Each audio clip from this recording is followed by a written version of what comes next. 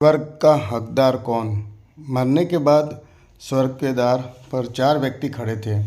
इन 4 व्यक्तियों में पहला राजा था, दूसरा एक बिजनेसमैन था, तीसरा पंडित था और चौथा एक आम आदमी था। किसी को भी ये पता नहीं था कि कौन स्वर्ग के अंदर प्रवेश कर पाएगा और कौन वहीं से वापस लौटा दिया जाएगा। सब स्वर्ग का दरवाज़ा खुलने की राह देख रहे थे और आपस में बातें कर रहे थे। जैसे कि राजा को मरने से पहले से ही आदत थी, उसने अपनी बात सबसे पहले बताई। राजा ने कहा, मैं बहुत प्रख्यात राजा हूँ, मैंने धरती पर अपना बहुत नाम कमाया है, इसलिए पूरी संभावना है कि मैं ही स्वर्ग में जाऊँगा। फिर व्यापारी ने अपनी बात सामने रखी। वो बोला, मैंने धरती पर खूब धन कमाया और उस धन से मैंने सैकड़ों लोगों की मदद की, इसलिए मैं ही स्वर्ग का हकदार हूँ। अब बारी थी पंडित की, तो पंडित ने मुंह खोला और सबको ये कहा, चाहे तुम जो सोच लो, लेकिन ये बात तो तय है कि स्वर्ग के दरवाजे खुलेंगे तो मेरे लिए ही। सब जानते हैं कि पंडित दिन रात भगवान को याद करते हैं, इसलिए स्वाभाविक है कि स्वर्ग में पंडित का स्वागत किया जाए। जब सब ने अपना अपना पक्ष रख दिया, तब सबकी नज़र उस मजदूर पर थी जो चुपचाप अपनी नज़रें नीचे झुकाए बिना कुछ बोले वहीं पर खड़ा रहा। स्वर्ग का दरवाज़ा खुला और वहाँ पर एक देवदूत आकर खड़ा हो गया। देवदूत के हाथों में एक पुस्तक थी जिसमें इन सभी के कर्मों के बारे में लिखा हुआ था। देवदूत ने सबसे पहले राजा को अपने पास बुलाया और उसको पूछा, तुम बताओ, तुमने अपने जीवन में क्या क्या अच्छे कर्म किए हैं। मैं उन्हें इस पुस्तक में देखकर फैसला करूंगा कि तुम्हें अंदर आने देना है या नहीं।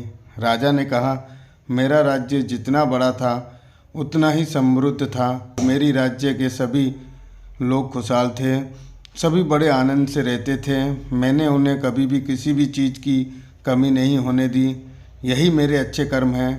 देवदूत ने अपने पुस्तक में देखा और देखने के बाद राजा से कहा, तुम सच बोलते हो, तुमने अपने राज्य की प्रजा को बहुत सुखी रखा था, लेकिन तुमने अपने राज्य की सीमा बढ़ाने के लिए जितने युद्ध किए थे, उन युद्ध की वजह से हजारों सैनिकों ने अपनी जान गंवा दी थी।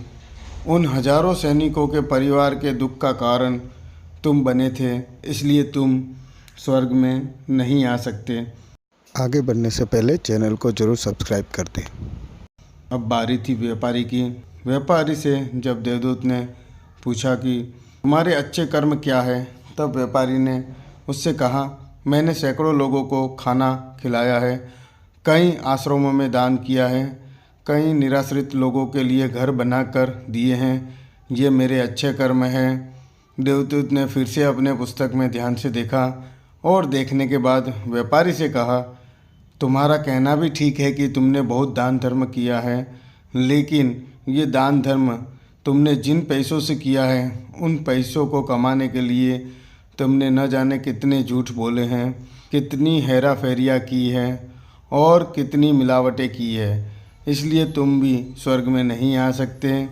जब पंडित से यही सवाल किया गया तो पंडित ने बड़े ही आत्मविश्वास के साथ कहा, मैंने अनगिनत लोगों को ज्ञान दिया है, हजारों यज्ञ और पूजाएं की है और दिन रात भगवान का जाप किया है, इससे अच्छे कर्म और क्या ही हो सकते हैं। देवदूत ने अपनी पुस्तक के अंदर झांक कर देखा और पंडित से कहा, आपने जितने भी लोगों को जो भी ज्ञान दिया है, उन बातों पर खुद कभी अमल नहीं किया। आपने यज्ञ, पूजा या भगवान का नाम निस्वार्थ भाव से कभी नहीं लिया, इसलिए आपका भी स्वर्ग में आना प्रतिबंधित है। मजदूर ये सब देखकर हैरान था। वो अब तक जिन्हें वहाँ समझता आ रहा था, उनकी व्याख्या स्वर्ग के दरवाजे पर आकर बदल गई थी। धरती पर जिन कामों को अच्छा समझा जाता है, उनका यहाँ पर कोई मूल्य नहीं था। यमदूत ने जब इस मजदूर को अपने पास बुलाया और इससे पहले कि वो उससे उसके अच्छे कर्मों के बारे में पूछता, मजदूर बोल पड़ा, प्रभु, मैं जानता हूँ कि मैं भी स्वर्ग में आने के लायक नहीं हूँ, लेकिन मैं फिर भी एक बार बाहर से ही स्वर्ग को झांक कर देखना चाहता हूँ। बस इससे ज़्यादा मेरी कोई इच्छा है ही नहीं, क्योंकि ऐसी इच्छा पालने के लिए जीवन में कुछ भी नहीं किया है। मैं पूरा दिन मेहनत करता और जो भी पैसे कमाता उन्हें अपने परिवार के पालन पोषण में खर्च कर देता। इसलिए दान धर्म के लिए कुछ नहीं बचता था। लोगों की भला मैं क्या सेवा करता, क्योंकि काम के बाद जो थोड़ा सा समय मिलता उसको अपने ही बूढ़े माँ बाप की सेवा में बिता देता। और ये सब करने के बाद मैं कभी कभी मंदिर भी चला जाता और भगवान से जैसा भी मुझे दिया है उस जीवन के लिए धन्यवाद कहता। देवदूत ने अपनी पुस्तक बड़े ध्यान से देखा और थोड़ी देर देखते ही रहा। फिर उसने मजदूर से पूछा कि तुम याद करके बताओ, तुमने कभी तो कोई अच्छा काम किया होगा। मजदूर ने थोड़ी देर सोचने के बाद बोला, हाँ मुझे थोड़ा थोड़ा याद है। एक बार मैं बहुत भूखा था और मैं खाना ही खाने बैठा था कि एक बहुत ही कमज़ोर कुत्ता जो ठीक से चल भी नहीं पा रहा था वो मेरे पास आ गया और मेरे खाने को देखने लगा। तब मैंने अपनी रोटी उसे खिला दी थी और उस दिन मैं खुद भूखा सो गया था। मजदूर की बात सुनने के बाद देवदूत मुस्कुराया और मजदूर को बड़े सम्मान से स्वर्ग के अंदर लेके गया। दोस्तों, अच्छे कर्म लोभ मोह माया इन सब भाव में आकर नहीं किए जाते और ना ही उन्हें अच्छे कर्मों की श्रेणी में गिना जाता है। निस्वार्थ भाव से किया गया एक ही अच्छा कर्म भी आपके जीवन के सारे पाप धोने की शक्ति रखता है। इसलिए जब भी मौका मिले निस्वार्थ भाव से और अच्छे मन से अच्छे कर्म किया करें। कहानी अच्छी लगे तो लाइक शेयर और सब्सक्राइब ज़रूर करें।